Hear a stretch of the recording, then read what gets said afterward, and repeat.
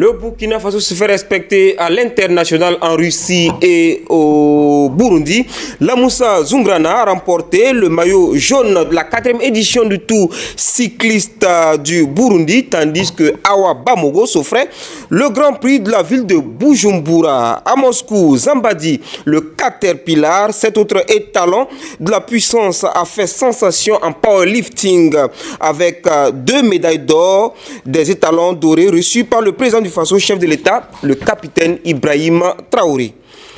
Match en retard de la 2e journée du Faso Foot League un mercredi. Les Tigres de Diaradou ont été sans pitié pour les commerçants de Koudougou. Au même moment, les Guépards de Bobo, Laminé, Lusco à Banfora. De belles ou mauvaises opérations, c'est selon. Avant la 10e journée en perspective ce week-end. Au sommet de cette 10e journée, le derby des frères d'armes AS Douane USFA dédié au FDS, au VDP et au PDI est placé bien sûr sous le parrainage du ministre en charge de la Défense, le général Kassoum Koulibaly. Le président de la Fédération burkinabé de football, Oumarou Sawadougou, a été élu 2e vice-président de l'UFOA-B à l'issue de la 17e Assemblée générale tenue aujourd'hui même à Niamey, au Niger. Le président Oumarou Sawadougou a mis à profit son séjour dans la capitale nigérienne pour rencontrer les étalons U15, filles et garçons, en compétition UFOA-B. Mesdames et messieurs, c'est un plaisir de vous retrouver pour Actus Sport, comme tous les vendredis sur la RTB, le développement des titres après la virgule.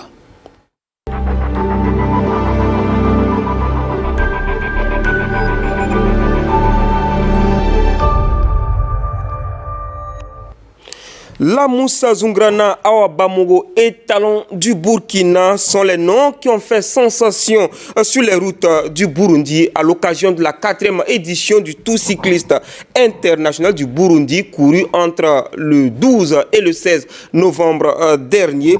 Le Burkina en blanc et en or, les acteurs ont été accueillis mardi à l'aéroport international de Ouagadougou par une délégation gouvernementale dont le ministre en charge des sports, Franck Madi Ouedraogo et Mahamadi Ouena y étaient. Voici le reportage. Les étalons dames cyclistes accueillis au salon ministériel par le ministre chargé des sports, accompagnés des ministres de la Justice, de l'économie numérique, de l'action humanitaire, du secrétaire général du gouvernement, du directeur de cabinet de la présidente du Faso et de bien d'autres personnalités. Un accueil à la hauteur de l'exploit sportif réalisé par nos étalons dames cyclistes au 4e Tour cycliste féminin international du Burundi. Un accueil à la hauteur pour d'abord les féliciter et leur apporter les félicitations qui sont aussi celles des plus hautes autorités de notre pays. En témoigne la mobilisation si nombreuse des membres du gouvernement et pour venir féliciter ces volontaires qui ont défendu la patrie au Burundi et qui ont hissé très haut le flambeau du Burkina Faso au cours de cette compétition. Une performance remarquable sur un relief des plus accidentés et des plus hauts du continent. La Moussa Zungrana et ses équipières ont dominé de la tête et des épaules cette compétition cycliste. Les Burkinabés ont remporté 4 des 5 étapes du circuit, permettant ainsi à la Moussa Zungrana d'être sacré maillot blanc ou vainqueur du tour au classement général l'OTAN. Je salue l'esprit de solidarité de mes équipières. Cela a permis de relever le défi et de ramener le maillot blanc. La Moussa qui porte le maillot est tombée dans les ravins et elle s'est relevée et elle a pu rattraper encore le peloton et elle est classée 2e. En ce moment, j'ai compris que mes filles avaient vraiment de la condition physique. Si elle est tombée dans les ravins, on l'a ramenée qu'elle rattrape le peloton avec le relief. J'ai cru au potentiel. La Moussa Zungrana a bouclé les 5 étapes du tour en 7h24 minutes 33 secondes sur la distance de 231 km 300. La vitesse moyenne du parcours est de 31,218 km/h. Dans la même veine, Awa Bamogo a remporté le Grand Prix de la ville de Bujumbura. Une domination burkinabé preuve d'une bonne préparation et d'un respect strict des consignes. 4 minutes, un tour, la 3 minutes. Après la course contre la montre, les autres à 4 minutes et nous à 3 minutes. À partir de ce moment, je leur ai dit que même s'il y a beaucoup de montagnes, nous devons faire notre possible pour remporter le tour. Et chose aidant, les filles ont respecté mes consignes pour la stratégie de course. 33 coureuses de 7 pays, à savoir le Bénin, le Burkina, le Burundi, le Kenya, l'Ouganda, le Sénégal et la Sierra Leone, ont enfourché leur monture pour la tenue de cette 4e édition du Tour cycliste féminin international du Burundi.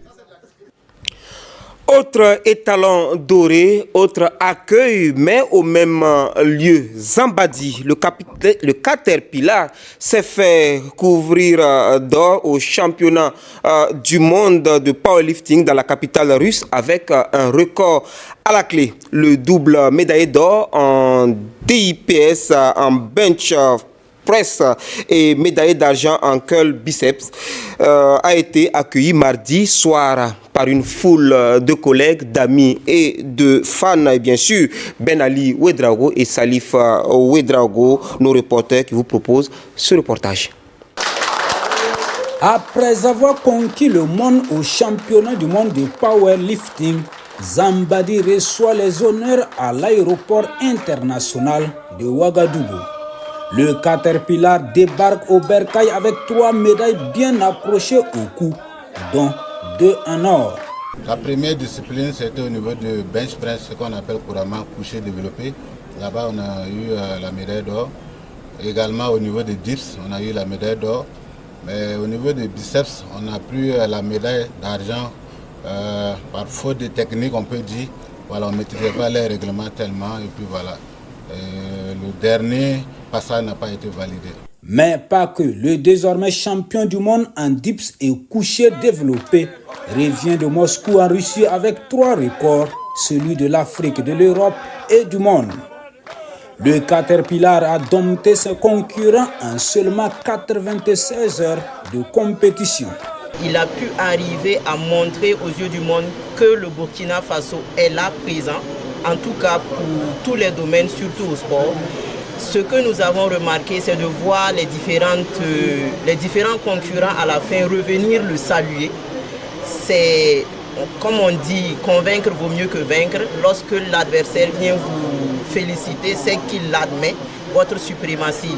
Et pour l'ensemble de ses œuvres, le sergent Zambadi est accueilli comme il se doit par ses frères d'armes de la garde de sécurité présidentielle. À côté d'eux, une délégation de l'association des ressortissants de Zinzinda, localité située dans la commune de Tougan, présente pour célébrer le fils du pays saint. Je tiens à remercier ma famille,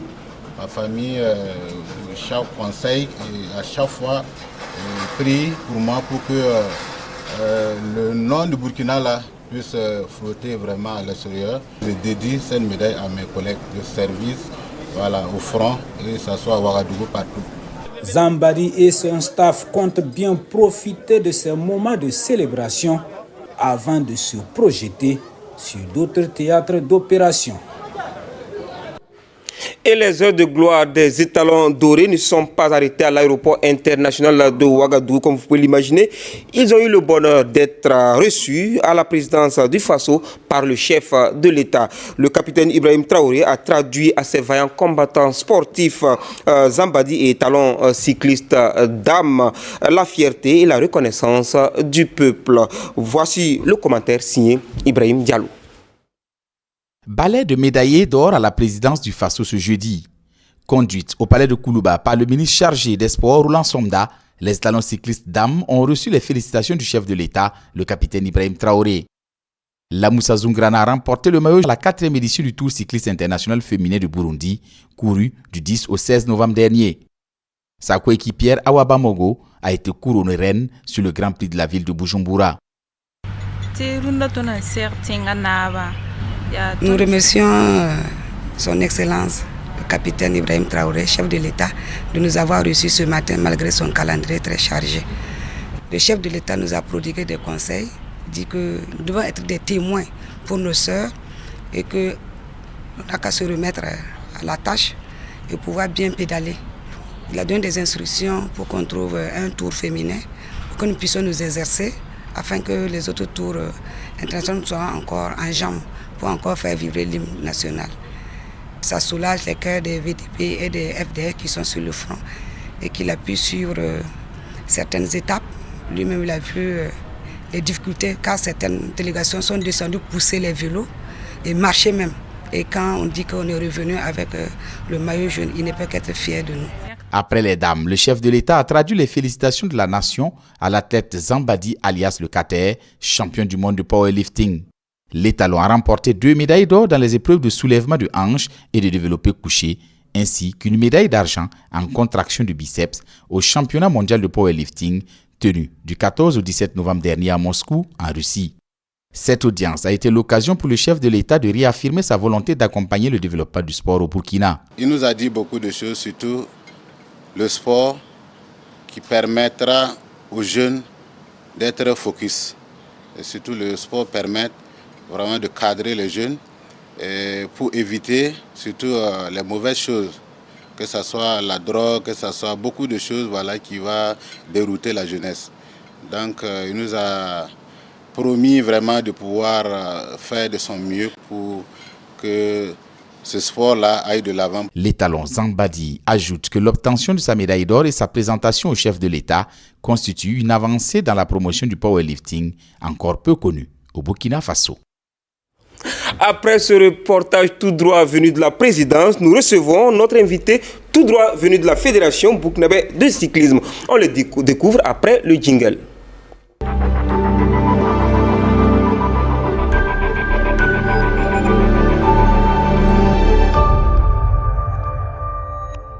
Et nous avons l'immense plaisir d'accueillir ce grand monsieur qui n'est plus à présenter dans l'univers de la petite reine burkinabé. Il est le directeur technique national de la Fédération burkinabé de cyclisme. Monsieur Martin Sawadogo, bonsoir. Bonsoir. Et merci d'être sur notre plateau. On a vu donc la belle performance, sinon les belles performances de nos étalons dames au Burundi. Au-delà de la joie qu'on peut ressentir légitimement, vous en tant que technicien, quel regard vous portez sur ces prestations-là? Merci beaucoup, monsieur Jérôme. Merci encore d'être invité et d'échanger autour, bien sûr, de cette discipline que nous aurons tant. Et effectivement, du 6 au 10, les étalons dames ont participé en tout cas au Tour de Burundi.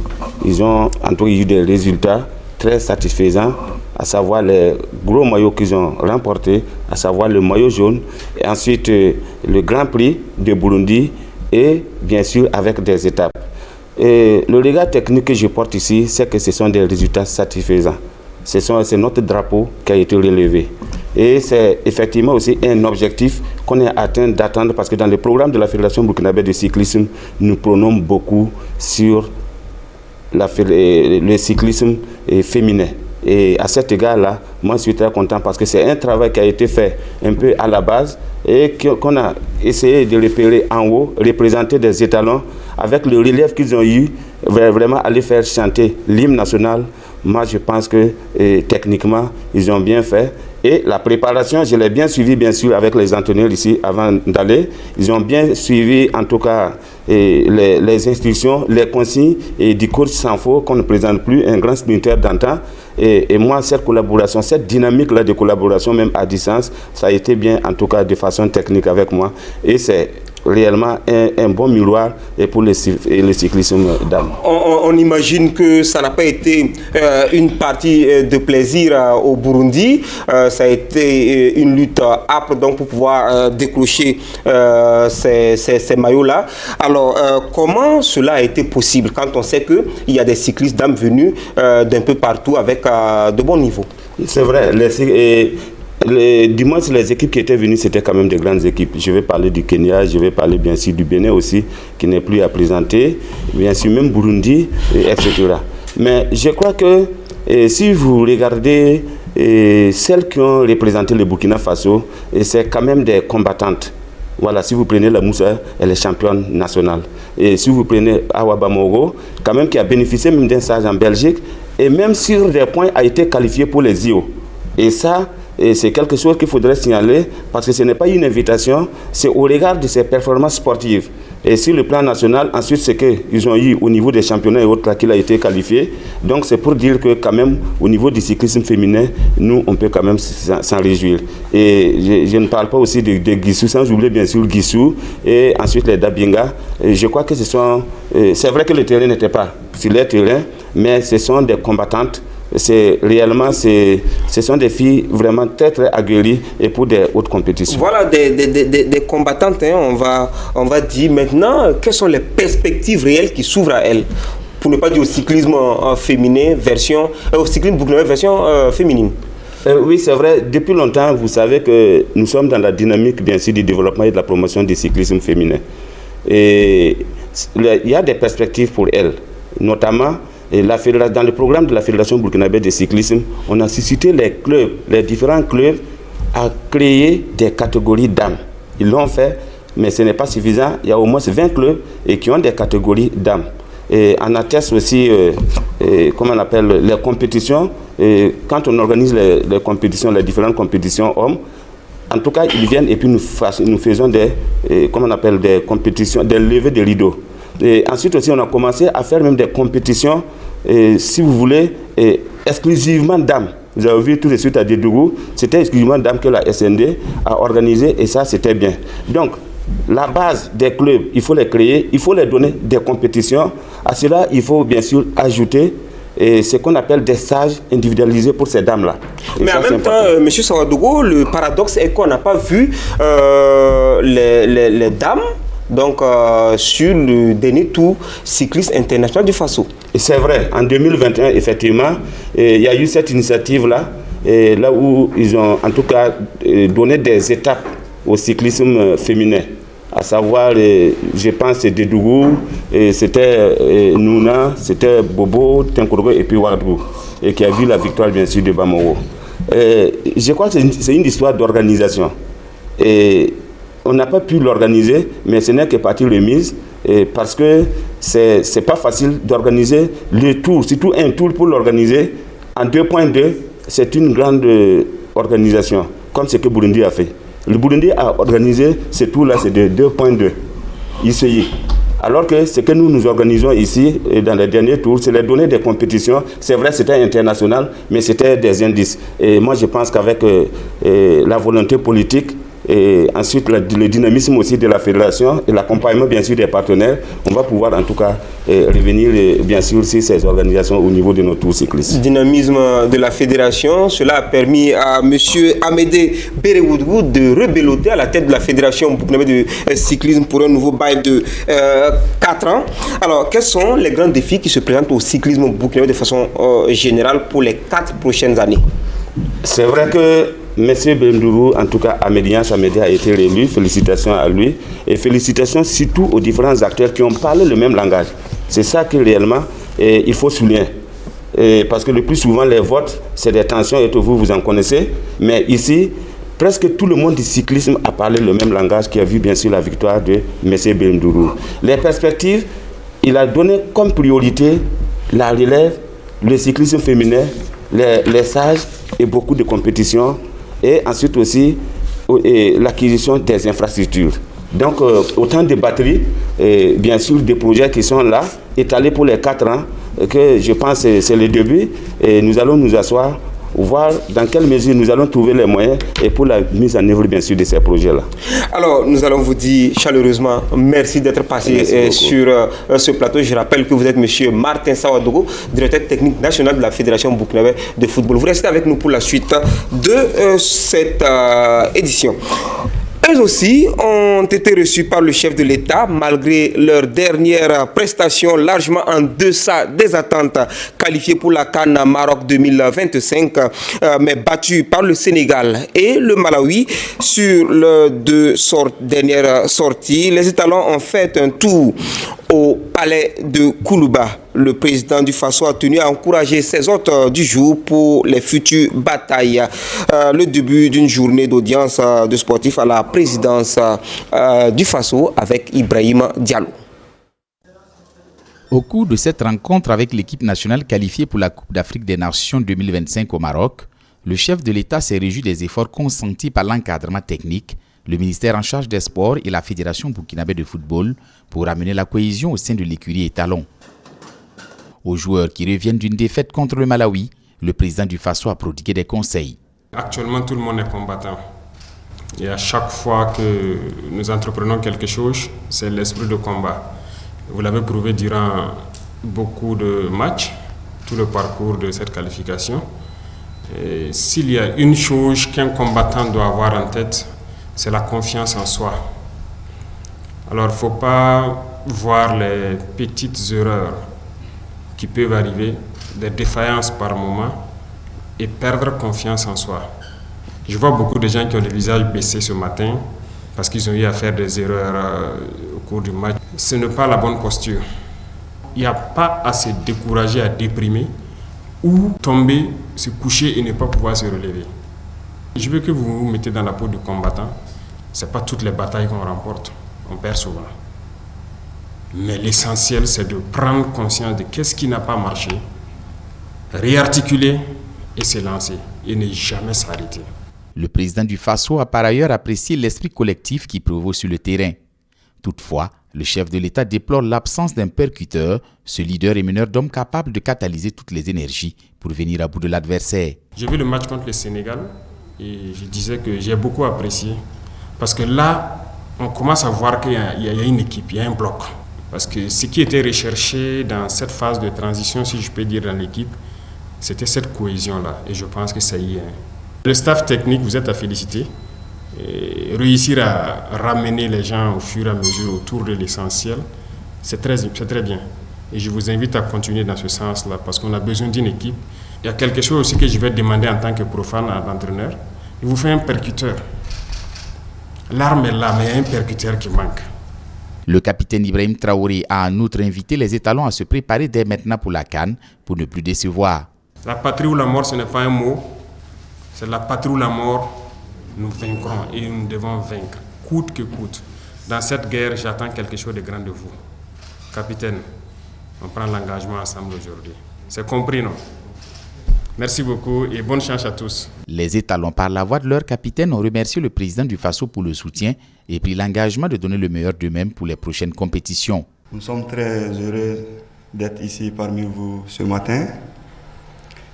Et on profite de vous dire merci beaucoup pour tout ce que vous faites pour nous. Vous avez face à vous des braves soldats qui ont essayé de tout donner pour brandir le drapeau de Burkina Faso très haut. Et on vous promet de faire le meilleur dans les années à venir. Et l'objectif pour nous, c'était déjà la qualification pour le Maroc. Et on l'a fait. Le plus difficile arrive maintenant, c'est de tout donner pour qualifier le Burkina Faso pour la Coupe du Monde.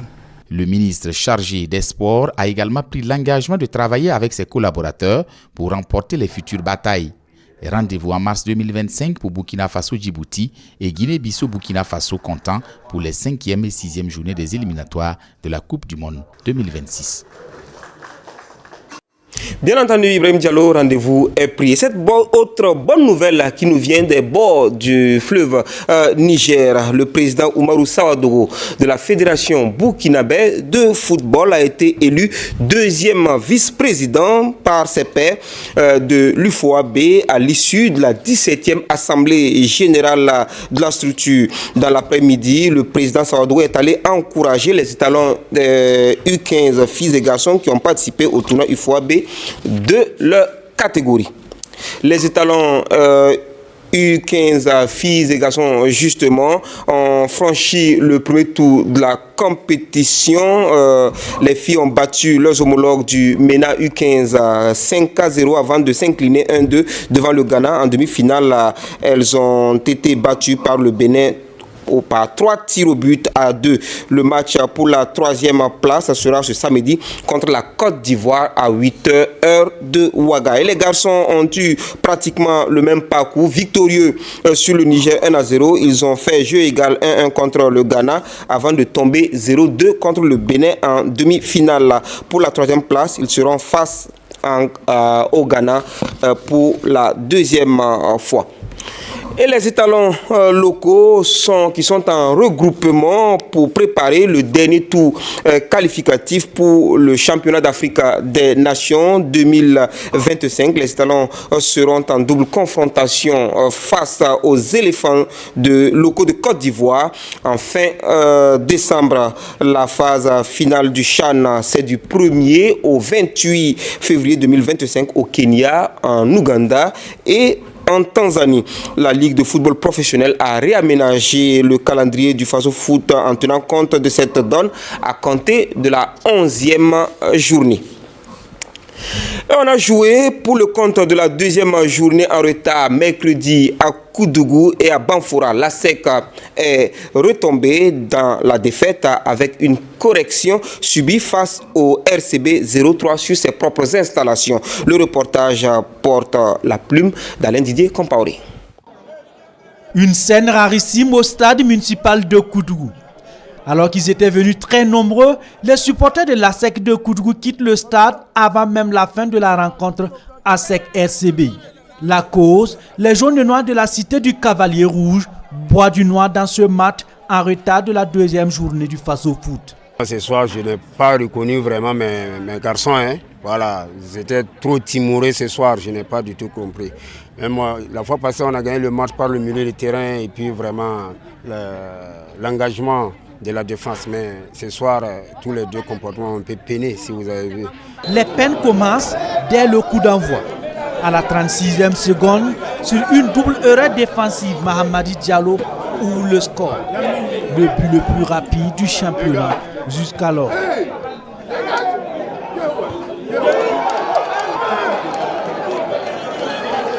Cueilli à froid, la SEC va courir inexorablement vers l'égalisation, comme sur cette action de la 30e minute. 6 minutes plus tard, les jaunes noirs de Koudougou sont sauvés d'un deuxième but grâce à la maladresse d'André Batchoulou. À la 44e minute, Mamadi Sana voit sa frappe passer au-dessus des cages gardées par Sayouba Sawadougou du RCB. Puis, c'est le tour d'André Batchoulou, encore lui, en toute fin de première période, de rater le but du 2-0. À la pause, le RCB mène au score, 1-0. Au retour du break, le centre d'Aristide Kaboré à la 56e minute est bien capté par le portier du Racing. À l'heure du jeu, Aboubakar Ganson reçut une erreur de main du portier de Koudougou, double le score pour les visiteurs, 2-0. Déterminé à conserver son avantage, Sayouba Sawadougou, le portier du RCB, sauve les siens à la 83e minute. 2 minutes plus tard, Idrissa Rabo, sur ce corner, scelle définitivement le sort du match en inscrivant le 3e but. Au terme du temps réglementaire, le score est de 3-0 pour le RCB. Un coup de massue pour la SEC de Koudougou. On avait voulu rebeloter notre performance de samedi passé contre la SFB ici. Bon, ça n'a pas été parce que vous voyez qu'à l'entame du jeu, on prend un but vraiment matinal qui n'est pas facile. Voilà, et avec une bonne équipe du RCB, très solidement, défensivement bien en place. Le RCB avait plus envie que nous ce soir. Voilà, donc c'est à moi de remobiliser mes enfants et mes joueurs. La mise à jour du calendrier de la deuxième journée profite donc au Racing Club de Bobo Dioulasso. On est en train de constater que les messages passent. En venant à Koudougou, là, je les ai dit que c'est souvent une cité imprenable. Et que ces sortes de matchs, quand vous les gagnez, ça vous met sur une bonne route. Je pense qu'ils l'ont bien fait. Mais j'ose vous assurer que nous n'allons pas dormir en pensant seulement qu'on a gagné parce qu'on sait que les championnats, c'est près de 30 journées et qu'il faut vraiment se préparer. Au fur et à mesure que ça avance, ça devient plus difficile encore. Avec cette victoire, les Tigres de Diaradougou font un bond dans le classement. La SEC, elle ne change pas de position et doit réagir vite et même très vite, on l'a compris, Alain Didier Compaoré. Sur le grand stade de Banfora, l'USCO n'a pas du tout existé face aux Vitesse FC. La note est inhabituelle, 0,7. Les Guépards n'ont pas fait dans les détails, n'est-ce pas Ali Traoré? C'est un souvenir douloureux, vieux de 14 ans, que le Vitesse FC vient de réveiller ce soir. Les Aigles de la Comoé, lors de la saison 2010-2011, avait pris un 7-0 contre l'AS Sonabel et contre l'USO. Aujourd'hui, le même tarif est servi par les Guépards d'Akarville. Un vrai coup de massue porté au promu qui nage déjà avec les Canards de Faso Foot Ligue 1. C'est très compliqué de perdre un match à domicile, 7-0 devant ton public. Franchement, c'est pas facile, mais nous sommes des compétiteurs. C'est le football, c'est un championnat, ça compte beaucoup. Maintenant, on sait comment on va parler à nos frères, aux jeunes, et puis maintenant revenir fort. Le calvaire de l'Union sportive de la Comoé commence dès la 8e minute. Ibrahim Diakité sur cette action donne le ton au Festival des Guépards d'Akarville. Après cette ouverture du score, l'USCO ne va résister que 14 minutes. À la 22e, Mohamed Nana double la mise pour les siens.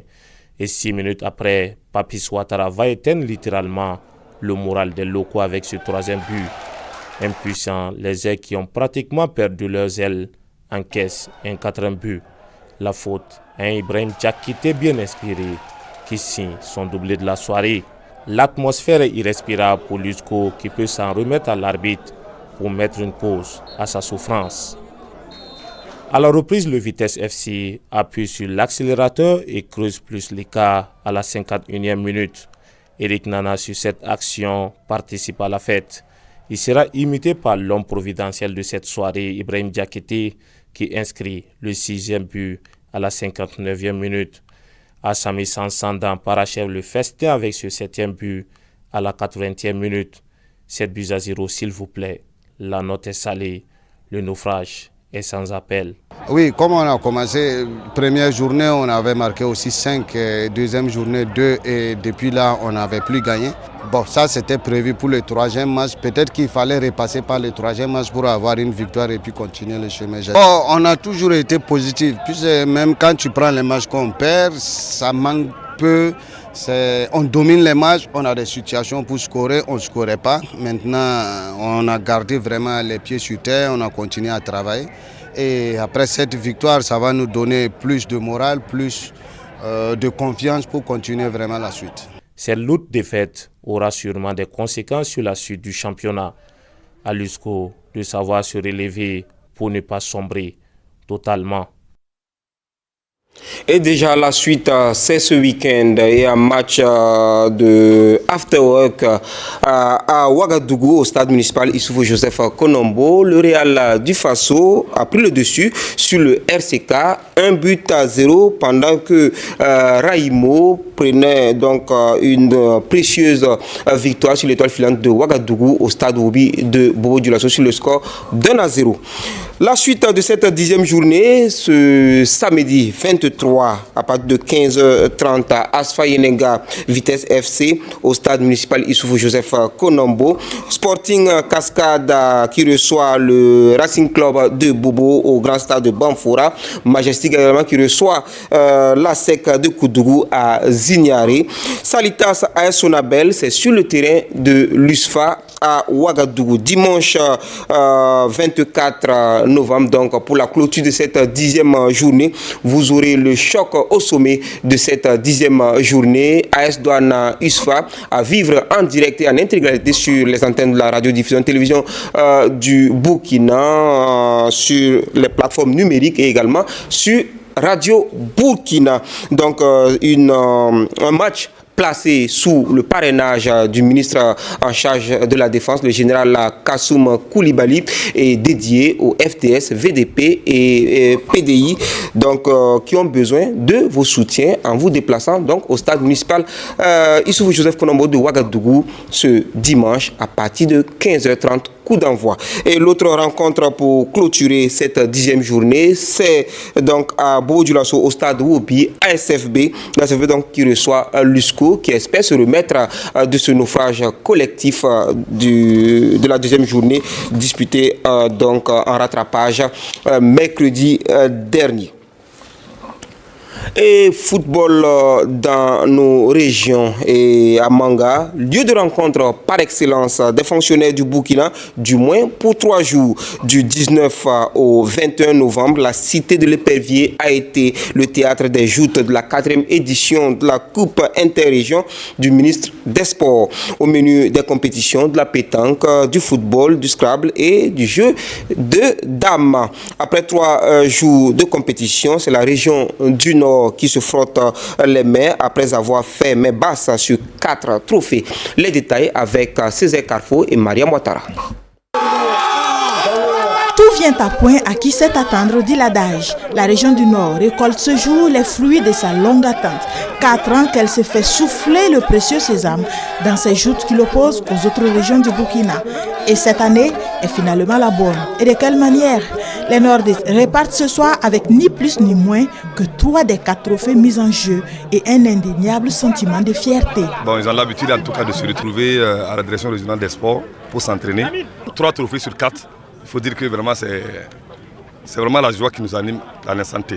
À n'en point douter, le plus prestigieux de ces 3 trophées reste celle que les fonctionnaires de la région du Nord viennent d'arracher au centre-sud. Un trophée qui aura pris tout son temps pour choisir son camp. Et c'est peu de le dire, 8 tireurs avant que la sentence ne tombe.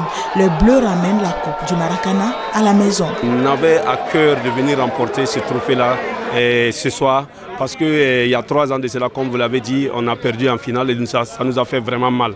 Et on tenait vraiment à nous racheter et faire plaisir à toute la population de la région du Nord qui en a besoin parce que l'insécurité nous frappe plus par rapport aux autres régions et on voulait les faire plaisir en remportant ce trophée-là. Indécis jusqu'au bout, cette rencontre aurait pu basculer d'un côté comme de l'autre. Les Bleus ont été les premiers à dégainer dans cette ultime bataille. Les Rouges montrent assez de répondants. Mais les 20 premières minutes finissent sans qu'aucune des 2 équipes ne trouve le chemin des filets. La pause, elle, est mise à profit pour doter les différentes régions de matériel sportif. 5 ballons de foot, 5 ballons de handball et 6 boules de pétanque pour chaque direction régionale des sports. Tout va se jouer en seconde période. 4 minutes après la reprise, Serge Bayala met son équipe en orbite. 1-0 pour le centre-sud. La République du Nord ne tarde pas. Elle porte la griffe d'Adama Guiro. Une tête fructueuse et les pendules sont à l'heure. Un but partout. Malgré l'envie de part et d'autre de plier les débats, ce sont les tirs au but qui décident de l'issue de cette finale. La suite, on le sait déjà. 2 tirs réussis sur 8 pour les nordistes contre un seul pour les locaux. Mais au-delà du résultat, l'objectif de ces joutes est plus qu'atteint. Ça a été l'opportunité pendant ce tridium sportif 3 jours du 19 au 21 de pouvoir célébrer, magnifier donc le sport, bien entendu entre l'ensemble des 13 régions du Burkina Faso, afin de permettre aux différents travailleurs, aux différents agents donc de la fonction publique, de pouvoir bien entendu joindre, j'allais dire, l'agréable à l'utile et au formidable travail qu'ils font. À l'heure des récompenses, les Hauts-Bassins 3e repartent avec un jeu de maillot et la somme de 100 000 francs CFA. C'est une compétition qui, pour les plus de 30 ans, c'est compliqué d'enchaîner les matchs, 2 matchs le matin, 1 match le soir, c'est tellement compliqué. On avait beaucoup de blessures. Moi, par exemple, dès le 2e match, j'étais blessé. Donc, c'est ces détails-là qui ont fait que ça pesait un peu en notre défaveur. Mais on peut dire qu'on est satisfait parce qu'on repart avec la 3e place. Le Centre-Sud, finaliste, reçoit la médaille d'argent, un jeu de maillot et la somme de 150 000 francs CFA. Le Nord, vainqueur du Maracana, repart avec l'or, la somme de 200 000 francs CFA, un jeu de maillot et bien sûr le trophée. Le Nord est content, mais il est surtout reconnaissant et il n'est pas le seul. Ça nous permet de renforcer les liens qui sont entre nous, les Burkinabés. Comme on est fonctionnaire, on n'a pas un temps pour se retrouver comme ça. Ce cadre-là vraiment est à saluer parce que ça nous permet de nous rassembler, ça nous permet de tisser beaucoup de choses, ça nous permet d'être très résilients. Au-delà de promouvoir le sport, au-delà de sauvegarder la santé à travers cette compétition-là, on a vu vraiment un brassage, une cohésion en tout cas entre les fonctionnaires des différentes régions qui sont venus ici pour cette compétition-là. La soif des nordistes s'étend également au pétanque et au Scrabble, où ils enlèvent les trophées. D'une pierre, 3 coups donc. Le seul trophée restant, celui du jeu des dames, est enlevé par le centre-est. Et de l'interrégion à l'interservice en kit manga pour Bobo. En ligne de mire, une belle récompense pour le vainqueur de la première édition de ce 1 million challenge. Le top de départ a été donné le 16 novembre dernier sous le regard d'Ali Traoré. Ce sont au total 12 équipes qui se lancent à la conquête du trophée à 1 million de francs CFA. Ce tournoi de football maracanais est une initiative de la structure Éclat Express City Stade de Bobo Dioulasso. Il vise à promouvoir la cohésion sociale à travers le football, facteur de rassemblement. À l'endroit de tous ceux qui vont participer, c'est d'abord de prôner le fair play, de créer entre eux et un cadre amical au fait et collectif quoi. Ce sont des matchs de poules. Nous avons 4 poules. Poule A, B et C. Premier du genre, le tournoi interservice à la conquête de 1 million de francs CFA, comme l'ont baptisé ses initiateurs, se veut aussi un cadre de communion entre les différents services de la ville, toujours dans l'élan de promouvoir les bonnes valeurs. En plus du travail, on a besoin d'avoir des possibilités de se réunir et aussi même de se maintenir en bonne santé. Et pour rester en bonne santé, il faut faire du sport. Dans la ville, on manquait d'espaces aménagés et surtout aussi d'opportunités qui permettent aux gens, après leur travail, de pouvoir s'exercer. C'est dans la soirée du samedi 16 novembre 2024 que le top de départ de la compétition a été donné avec la rencontre entre Culture FC, habillé en rouge, et Afridia. Après une première période infructueuse, les Blancs parviennent à ouvrir le score en seconde période, s'imposant ainsi face aux acteurs culturels. Les matchs se dérouleront les week-ends de 8h à 19h et les lundis et mardis de 17h à 19h. La finale, elle, est prévue pour le 14 décembre prochain. Mais en attendant, on va à Dédougou pour suivre la 8e édition de la Coupe de la Fraternité de Torla. Donc c'est avec Christophe Da. Cette finale de la Coupe de la Fraternité oppose ici l'AS Golanda en bleu-blanc à Tonnerre FC, détentrice du trophée. Dès l'entame du match, c'est Tonnerre FC qui crée la première occasion de but, mais sans succès. En réponse à cette action, AS Golanda profite d'une erreur défensive de son adversaire et ouvre le score à la 2e minute de jeu. Les multiples tentatives des Verts pour revenir au score seront vaines. Malgré ce pénalty obtenu à la 32e minute, Tonnerre FC manque de réussite face au portier de l'AS Golanda qui garde ses cages inviolées. Tonnerre FC revient sur le terrain avec de meilleures intentions. Après 10 minutes de jeu dans cette seconde partie, elle parvient à mettre le ballon au fond des filets adverses, mais le but est refusé pour surcharge sur le portier de l'AS Golanda.